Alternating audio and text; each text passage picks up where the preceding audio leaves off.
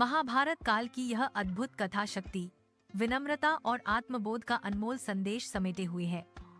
भीमसेन, जो अपनी अपार शक्ति के लिए प्रसिद्ध थे, कई बार अपनी ताकत पर इतना गर्व कर लेते थे कि उन्हें लगता था उनके समान कोई नहीं। एक दिन वे घने पर्वतों के बीच से गुजर रहे थे। हवा पेड़ों को छूकर मधुर संगीत जैसी ध्वनि पैदा कर रही थी और वातावरण शांत व रहस्यमय था। उसी पथ पर एक वृद्ध वानर लेटा था, जिसकी लंबी पूंछ रास्ते को पूरी तरह अवरुद्ध कर रही थी। भीमसेन ने दृढ़ स्वर में कहा, हे वानर, अपनी पूंछ हटाओ, मुझे आगे बढ़ना है।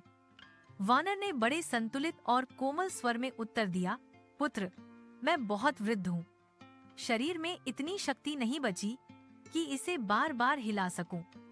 यदि तुम्हें जल्दी है तो तुम ही इसे हटा दो। भीम के लिए यह सरल काम था, या कम से कम उन्हें ऐसा लगा।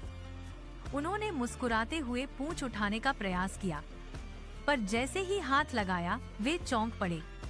पूंछ हिलना तो दूर, हल्की सी भी नहीं डिगी।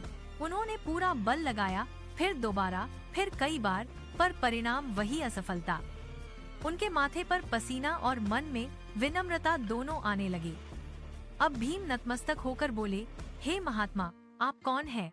आपकी शक्ति साधारण नहीं हो सकती।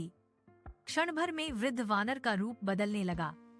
दिव्य प्रकाश फैलता गया और उनके सामने प्रकट हुए पवन पुत्र हनुमान, स्वयं भीमसेन के बड़े भाई। हनुमान ने स्नेहपूर्वक कहा, भीम, शक्ति महान तभी होती है जब उसके साथ विनम्रता भी हो। अहंकार वीरता को कमजोर कर देता है, जबकि नम्रता उसे पूर्ण बनाती है। इस घटना ने भीम के मन से गर्व का आवरण हटाया और उन्हें सच्ची महानता का अर्थ समझाया।